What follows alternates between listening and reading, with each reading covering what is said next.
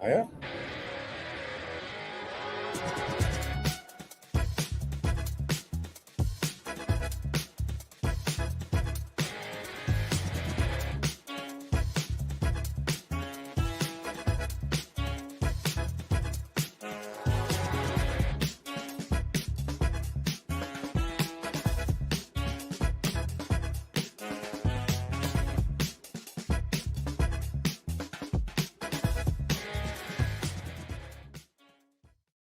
Live from the Scouting Combine in Indianapolis, sponsored by Edley's Barbecue and Brymac. I'm Paul Kuharsky, joined by the great Pete Prisco. Still got those tags flipped on there. That sucks. He's not me. I'm not him, though we have the same hairline. Pete Prisco of CBS Sports. How you doing, Pete? Good. I'm good. What's up? Thanks for squeezing me in, as you always do. Looking for your draft thoughts, obviously. Let's start with the three pass rushers here, holes in all of them. How do you stack up Reese, Bain, Bailey? I would probably go Reese 1, Bain 2, Bailey 3, and that's subject to change. The arm length on Bain is concerning. They were really short. And what is he? I mean, he's a power player. He doesn't have the body for a defensive end, so that's a little concerning for me. I think Reese is a rush linebacker. I think that's what he is. Some people say he's an off-the-ball linebacker. I think he's a rush linebacker, so you can get after the quarterback with him. So Reese 1, Bain 2, Bailey 3 for now. Bailey concern you in terms of the run stopping, or if he's got that fast first step, he's not bendy enough. He's not great with the bend, but he's pretty twitchy. I mean, that's one thing you notice in this draft. There's not a lot of twitchy guys in terms of pass rushers. I like R. Mason Thomas from Oklahoma. I think he might be the twitchiest guy of all those guys. He's a shorter guy, probably a 3-4 outside rusher. But if you want to watch him, look, you can really see some twitchiness on him. You think the top of this draft is bad overall? Seems like virtually everybody's got some kind of hole, particularly at the foundational position. Yeah, I don't think this is a great draft to begin with. I think you're going to get good players in the second and third round, but I think as far as star power at the top, there isn't a lot. I mean, Mendoza's a quarterback, so there's star power there. After that, who's the next best player? Is it a safety or a running back? Which I wouldn't take either in the first. I mean, me personally, I would probably not take Downs in the top 10 because I think you look back at the history of that position, you can get by with guys there. You look at who won the Super Bowl the last 2 years. They had Love and Kobe Bryant playing safety, and one was a 4th-round pick, converted corner, the other one. Then you had Blankenship and Chauncey Gardner-Johnson, who won it the year before. That shows you can win. You got to pick guys up front. Big people, edge rushers. Big people, edge rushers. That's how you win in this league. You hate running backs high. What do you think of like the Ashton Genty and damn it in Atlanta, obviously. Bijan. And then you got Jahmyr Gibbs. And look, they're really good backs, but come back and check back with me in 5 years. That's the problem with the running back position. I get it. I know why you pick them, because they're explosive. You can get a lot of big plays out of them, particularly if you can catch the football out of the backfield, which Love can do. And so in this draft, so you do get a home run hitter who can catch the ball out of the backfield. So I can see where a team would take him in the top 10. But again, check back in 5 years. I mean, the life expectancy of a running back, with rare exceptions, is not that long. So you're drafting based on the next 5 years rather than the long-term process down the road. What do you think about the receiver crop and who can help Cam Ward the most? And is there anybody that you think is worth for, or do they have to wait? Well, I think, to me, Tate's the best receiver in this class, and I watch Tyson a lot. Look, he can do a lot of things, go inside and go outside at Arizona State. The problem is he's not on the field all the time, and that's always a concern. Tate, to me, is the clear number one in my book, and then I think you drop it down. Then I'd probably go to Tyson, and then Lemon, I think, is more of an inside slot receiver. He could be Amon-Ra St. Brown with speed, which that's a pretty good player, and so I think that's where I'd rank him 1, 2, 3. What'd you see from Cam Ward last year? Obviously, the overall production poor. Was on a decent curve, did have big moments, was on a shit roster. Coaching thing obviously fell apart. Wasn't the right guy, wasn't the right staff. Where do you put him now? What are your hopes and expectations for him going forward? Well, it's a hard evaluation, just like it was the year before with Levis. I mean, they don't have anything. Who's he throwing to? What's he playing behind on the offensive line? I think it was a problem. And so it's a real tough evaluation of a quarterback. I thought he hung in there well. And I think that's the biggest thing for a young quarterback. He didn't seem to wilt. You know what I mean? Sometimes the guy gets beat up, gets hit, doesn't play as well. And you see the guy kind of in his rookie year, he kind of goes the other way. And I didn't see that from him. So I thought that's a good step in the right direction. I'm encouraged. Again, it's hard evaluation when you look at what he was throwing to and who he had playing around him. You know, the other thing, he didn't get downtrodden at the podium. You know, those guys, like, they start to slunk their show, oh, no more negative questions. He didn't do that, which I think that's a testament to a guy's fortitude. That there's some meaning in that. So I took encouragement from that. What do you think about him with Dayball and the people that they've brought in, an Earnhardt Perkins system away from Shanahan that everybody's doing? Yeah, I'm a big Brian Dable guy. I think Brian Dable is a smart offensive mind. I think it's a great hire. I think he'll come in there and do a great job with him. And look, Brian Dable did a heck of a job with Jackson Dart. And if you look at what Jackson Dart was doing when Dable was there, he was playing much better. And so I think Dable will be good for Cam Ward. I think that offense will be good for them. But again, it all goes back. You got to get playmakers. And I think that's one of their top priorities.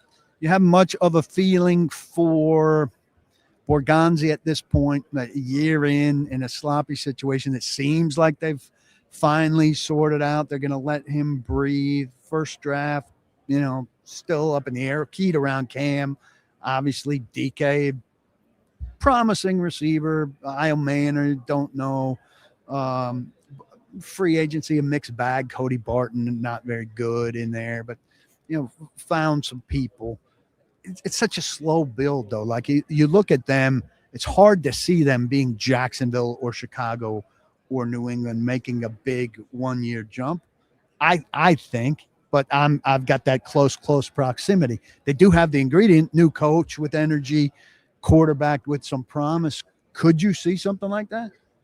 Not this year. Yeah. I think they're a year away of doing anything like that. I think it's particularly in that division. I mean, if you look at Jacksonville's going to be better than they were a year ago. I don't know if they'll win as many games, but they'll be a better team. Houston certainly should be if the quarterback stays on the field and gets better.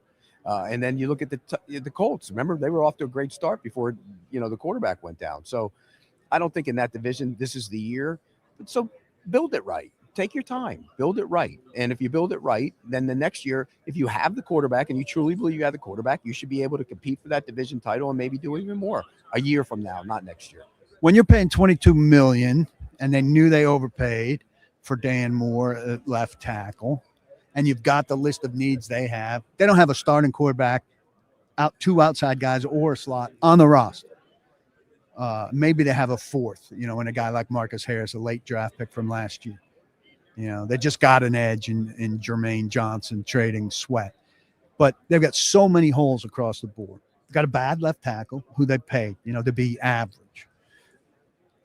Are you looking for a left tackle in this draft? Or do you say we just have to put it off till next year? Because if we have him this year in this draft, we're either sitting a $22 million salary or we're sitting the draft. Well, $22 million salary was a mistake. Yeah. I mean, it was he never, ever should have got that money. It's like Green Bay. Green Bay played the right guard, Aaron Banks, a boatload of money, and he should have never got that money. I think free agency panic is a bad disease, and it happens on the offensive line a lot because they get so desperate to fix it, and they end up overspending for guys that they shouldn't overspend for. And that's clearly a case of that with Dan Moore. So would I look to fix that position? If I could, I would.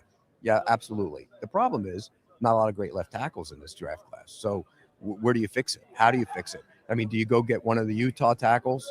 I mean, that's a possibility. I think, but again, is that an immediate fix? And are you sitting down $22 million and admitting your mistake? That's the other part of it. They don't admit their mistakes in this league. They stick with them and they cause even more problems. At some point, you got to admit your mistake. And it clearly looks like Dan Moore. I mean, around the league when they signed Dan Moore, people thought it was a mistake to begin with. So, and last year it played out that way. Hall of Fame. I know you're critical of process. I'm on the selection committee. We absolutely deserve to get hammered. I did my part for Bill Belichick. The system is absolutely flawed. But it's insane that they set it up in a way that this could happen. It's insane that we let it happen to Belichick. You've been critical of it long before this happens. What would you want to see the process be to ensure the right people get in? Yeah, well, I think the way they do it with the veteran and the coach and all that, I think that's bad, and that you can't have all. Each should have their own. I think each category. So I don't think it should be one or the other. I think they need to open it up to more people. Um, not that I want to be on there. I don't, but I think they need to open it up. You'd be good in that room. Yeah, but I don't want to be on there. I used to want to be on there. You know that. I don't want to be on there. But I think they should open it up to more people. And here's the other thing. Why do you get it for life?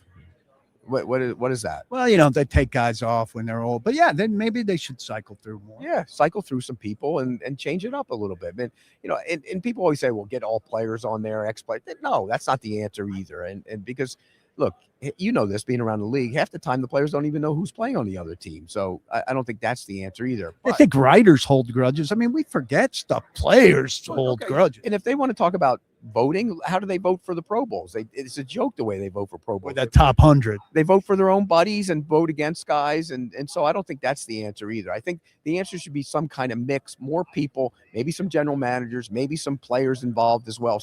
Players that actually care and would do the work. And then you go from there. I want to talk about versatility and positionless stuff. I understand the appeal of defensive front guys that can move around. That's secondary guys that can move around. But does it get overblown sometime where teams are so intent on guys that can move around that they don't have a home to start with? I mean, sometimes it sounds like this guy can play everywhere, but he doesn't play anywhere to start. Well, we're getting to the point where, you look at like what Seattle did with Eman Worry and, Kyle Hamilton and those chess pieces that move around, and you can play them in the box and you can play them in, at nickel, and Jalen Petrie's another one.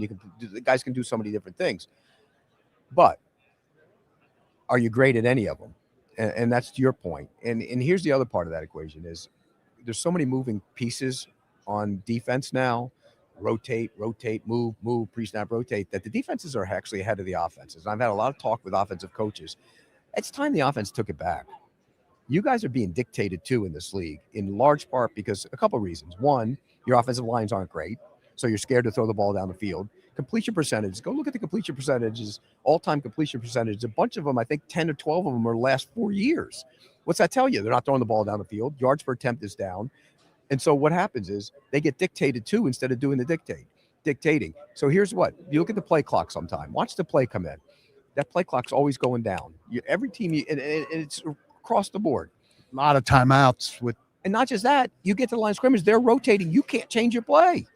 So that's another flaw against you. So all of a sudden you get in on third down, you can't change the play. You got to run what you have, and they rotate, and you got to rotate into something else, and you got all kinds of problems. So what I think needs to happen, I think teams need to start playing like the old K-gun offense at times, like in Buffalo. Go. Then they can't do all that stuff at the line of scrimmage as much and put the pressure on them. Give me two guys you really like in this draft who maybe aren't being talked about as much as they should. R. Mason Thomas, the pass rusher from Oklahoma. I mentioned it before. I think he's twitchy. He's going to get after it. He reminds me of Nick Benito, and that guy can rush the passer. So he's one. I love D'Angelo Pons. Look, he's 5'9" or whatever he is. He's a South Florida kid. He's tough as can be. And you watch him play, he might be pound for pound the best football player in this draft class. And he's going to play a lot of football in the NFL. We will keep an eye on both. Watch Pete Prisco on CBS Sports. Read his stuff there. One of the best around. Good friend dating back to the start of the Jaguars era. Always great to join him. Appreciate you, buddy. You got it. Paul Kuharsky podcast sponsored by Edley's and Brymac. Don't block the box. Be sure to lock your locks. Back with more from Indiana.